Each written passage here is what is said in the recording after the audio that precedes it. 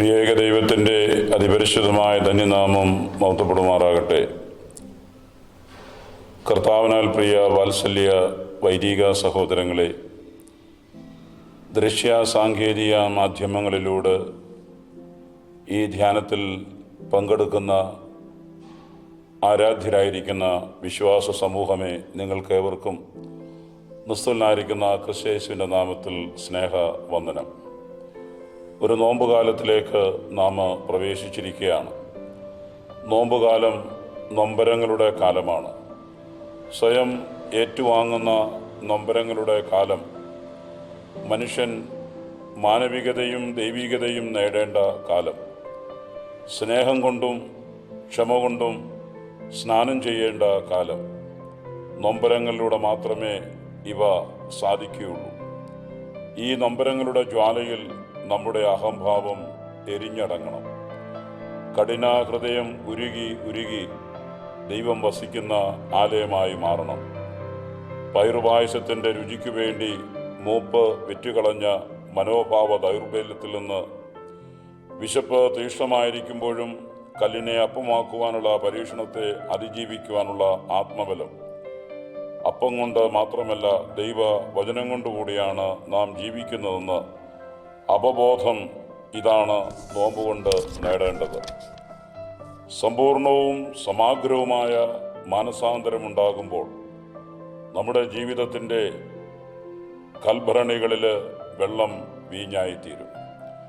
നമ്മുടെ കാഴ്ച വെളിപാടുകളും നമ്മുടെ വാക്കുകൾ ത്യാഗസമ്പൂർണവും സ്നേഹ ആർദ്രവുമായി മാറും. ദാരിദ്ര്യത്തിലും ഞെരുക്കത്തിലും ഈജിപ്തിലെ ഇറച്ചിച്ചട്ടി ഓർത്ത് ആവലാതിപ്പെടാതിരിക്കാനുള്ള വിവേകം നമ്മളിൽ ഉദിക്കും. സ്വർഗം പൊഴിയുന്ന മന്ന ഭൂമി നിറഞ്ഞെടുക്കുമ്പോഴും അന്നേക്കുള്ളത് മാത്രം എടുക്കും വിധം ലാളിത്യത്തിൻ്റെ ലാവണ്യം നമ്മിൽ നിറയണം. അന്യമായിരിക്കുന്ന സമ്പാദിച്ചതെത്രയും പലിശ സഹിതം വിട്ടുകൊടുക്കുവാനുള്ള നീതിബോധം ഉദിക്കും. കാണേണ്ടത് കാണാൻ കഴിവുള്ള കണ്ണും ആർദ്ര ഹൃദയവും സഹായിക്കാൻ സന്നദ്ധമായിരിക്കുന്ന കരങ്ങളുമുള്ള ഒരു നല്ല ശമരിയാക്കാരനായി ഈ നോയമ്പ് കാലത്ത് നാം പുനർജീവിക്കേണ്ടത് ആവശ്യമാണ്. നോമ്പിൻ്റെ നാളുകൾ ധ്യാനാത്മകതയുടെ തപോദിനങ്ങളാണ്. സാവധാനത്തിൽ ഒരു യാന്ത്രികത നമ്മുടെ ഹൃദയത്തിൽ ആവരണം ചെയ്യണം. ആവർത്തന വിരസതകളും ജഡിക അഭിലാഷങ്ങളും ജീവിതത്തിൻ്റെ ചിന്താധാരകളെ മാറ്റിമറിക്കും. നാം അറിയാതെ നമ്മിൽ നിന്നും ദൈവികത ചോർന്നു പോവുകയും ലോകാരൂപി നമ്മുടെ ഹൃദയങ്ങളിൽ നിറയുകയും ചെയ്യുന്നു.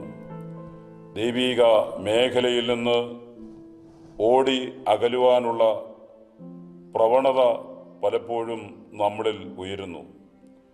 സ്വാർത്ഥതയുടെ മാളങ്ങളിൽ ഒളിക്കുവാനും ലോക സുഖങ്ങളെ പുണരുവാനുമുള്ള അഭിവാഞ്ഛ്യ മനുഷ്യനിൽ ഉണർന്ന് സത്യവും സ്നേഹവുമായ ദൈവത്തിൽ നിന്ന് സാവധാനം അകലുകയും ചെയ്യുന്ന ഈ ലോകത്ത് സ്വാർത്ഥതയുടെ മൂല്യച്യുതി, ക്ഷമയെന്ന മൂല്യം നഷ്ടമായി മാറുന്ന ഈ ലോകത്ത് നമ്മൾ ജീവിക്കുമ്പോൾ വിശുദ്ധനായിരിക്കുന്ന ജോൺ വിയാനി എന്ന വിശുദ്ധൻ പറയുന്ന ഒരു അനുഗ്രഹീതമായ വചനമുണ്ട്. Ego is just a small 3 letters word which can destroy a big 12 letters word called relationship. ഈ ബന്ധം വീണ്ടെടുക്കുവാനുള്ള അവസരമാണ് നോയമ്പിൻ്റെ അവസരങ്ങൾ. വിശുദ്ധ മത്തായിയുടെ സുവിശേഷം 6-ാം അധ്യായത്തിൻ്റെ 19 മുതൽ 24 വരെയുള്ള തിരുവചന ഭാഗമാണ് ഈ ധ്യാനത്തിനായിട്ട് വേർതിരിച്ചിരിക്കുന്നത്. കാതലായ ദൈവരാജ്യ മൂല്യങ്ങളുടെ പ്രമാണങ്ങളും അത് സമാഹരിച്ച് ചേർത്തിട്ടുള്ള ഗിരിപ്രഭാഷണത്തിൽ കുറിച്ച് ധനസമ്പാദ്യത്തെക്കുറിച്ച് വളരെ ശക്തമായിട്ട് അവിടെ രേഖപ്പെടുത്തിയിട്ടുണ്ട്. അതായത്, നിന്റെ ധനം എവിടെയോ അവിടെയാണ് നിന്റെ ഹൃദയം എന്ന് തിരുവചനം വളരെ വ്യക്തമായിട്ട് നമ്മളെ പഠിപ്പിക്കുന്നു. ആവർത്തന പുസ്തകം 8-ാം അധ്യായത്തിൻ്റെ 17-18 വാക്യത്തിൽ ഇപ്രകാരം പറയുന്നുണ്ട്: എൻ്റെ ശക്തിയും എൻ്റെ കൈയുടെ ബലവും കൊണ്ട് ഈ സമ്പത്തുണ്ടാക്കി എന്ന് നിന്റെ ഹൃദയത്തിൽ പറയാതിരിക്കുവാനും സൂക്ഷിച്ചു കൊള്ളുന്നത് നല്ലതല്ലല്ലോ. സമ്പത്തുണ്ടാക്കുന്നവൻ ശക്തനാകരുത് എന്ന് തിരുവചനം നമ്മളെ പ്രബോധിക്കുന്നുണ്ട്. ധനം നിശ്ചയമായും അഴിഞ്ഞു പോകുന്നതുമാണ്. അരനൂറ്റാണ്ട് മുമ്പ് ലോകത്തിലെ 9 കോടീശ്വരന്മാരെ ചിക്കാഗോയിൽ സമ്മേളിച്ചു. 25 വർഷത്തിന് ശേഷം അവരുടെ ഇപ്പോഴത്തെ നിലപാട് പരിശോധിച്ചപ്പോൾ വളരെ പരിതാപകരമായിരുന്നു. ദരിദ്രന്മാരായി ഈ ലോകത്തോട് മാറ്റപ്പെട്ടവരുണ്ട്. ഇവിടെയുള്ള ധനം അസ്ഥിരമായി പോയ വ്യക്തിത്വങ്ങളുണ്ട്. അതുകൊണ്ട് പ്രിയമുള്ളവരെ, യാക്കോബ് ശ്ലീഹ തൻ്റെ ലേഖത്തിൽ നമ്മെ ഓർമ്മിപ്പിക്കുന്നത് പോലെ നിങ്ങളുടെ ധനം ദ്രവിച്ചും ഉടുപ്പ് പുഴുവരിച്ചും പോയി എന്ന് നമ്മളെ ഓർമ്മപ്പെടുത്തുന്നുണ്ട്. പണം ദൈവമാകുമ്പോൾ ഹൃദയം സത്യദൈവത്തിൽ നിന്ന് അകലുന്നു. ഭൂമിയിലെ നിക്ഷേപം കരുതി വെക്കേണ്ടത് യേശുതമ്പുരാൻ അനുശാസിക്കുന്ന ഒരു കാര്യമുണ്ട്. അതിൻ്റെ പ്രശ്നം ഭൂമിയിലെ ഏത് നിക്ഷേപവും ഇരുമ്പും കീടങ്ങളും നശിപ്പിക്കും. അതിനു പുറമെ കള്ളന്മാർക്ക് മോഷ്ടിക്കുവാനുള്ള സാധ്യതയുണ്ട്. എന്താണ് ഇതിൽ നിന്ന് നാം സ്വീകരിക്കേണ്ട നിഗമനം? മറ്റുള്ളവർ അടിച്ചു മാറ്റുവാനും നശിപ്പിക്കുവാനും സാധ്യതയ്ക്ക് വേണ്ടി നിന്റെ ജീവിതം നീ വ്യായം ചെയ്യുന്നത് ബുദ്ധിയായിരിക്കയില്ല. ഏതൊക്കെയായിരിക്കും യേശു ഉദ്ദേശിക്കുന്ന ഭൂമിയിലെ ഈ നിക്ഷേപങ്ങൾ? കൈവിട്ടു പോകുന്ന ഏത് സാഹചര്യവും ഈ ഗണത്തിൽപ്പെടും. പണം, ഭൗതിക സമ്പത്ത്, അധികാര സ്ഥാനങ്ങൾ, സൽപ്പേര്, യശസ് എന്നിവയൊക്കെ ഈ ഗണത്തിൽ വരും. എന്തിന് നിന്റെ ശിരസും നിന്റെ ശരീരവും അവസാനം നിനക്ക് കൈമോശം വരുന്ന നിന്റെ സമ്പത്താണ്. ഇവയൊന്നും നിന്റെ നിക്ഷേപമാകാതെ ഈ ലോകത്തിൽ നിന്റെ നിക്ഷേപം ദൈവം തന്നിരിക്കുന്ന ഈ ആയുസ് നന്മ നിറഞ്ഞതായിരിക്കുന്ന ജീവിതം നയിച്ച് ദൈവരാജ്യത്തിൽ സഹജീവികൾക്ക് വേണ്ടി പ്രചോദനം ഉൾക്കൊണ്ട് ജീവിക്കുവാൻ ദൈവം നമ്മെ ഓർമ്മപ്പെടുത്തുകയാണ്. മഹാനായ ലിയോ ടോൾസ്റ്റോയുടെ ഒരു അനുഗ്രഹീതമായ നോവലാണ് the kingdom of God is within you എന്ന മനോഹരമായ നോവലിൽ ദൈവരാജ്യത്തിൻ്റെ ഉള്ളത്തെക്കുറിച്ച് വളരെ വ്യക്തമായിട്ട് അതിനെ അനുശാസിക്കുന്നുണ്ട്. നിന്റെ ശരീരത്തിനും മനസ്സിനും പിറകിലുള്ള നിന്നിലെ ജീവൻ ദൈവമാകുന്നു. ജീവൻ്റെ അംശം ദൈവം നിനക്ക് തിരിച്ചറിയുന്ന അനുഭവമാണ്. ഇതേ ജീവാംശമാണ് എല്ലാ ജീവജാലങ്ങളിലും സന്നിധമായിരിക്കുന്നത് എന്ന് തിരിച്ചറിയുക.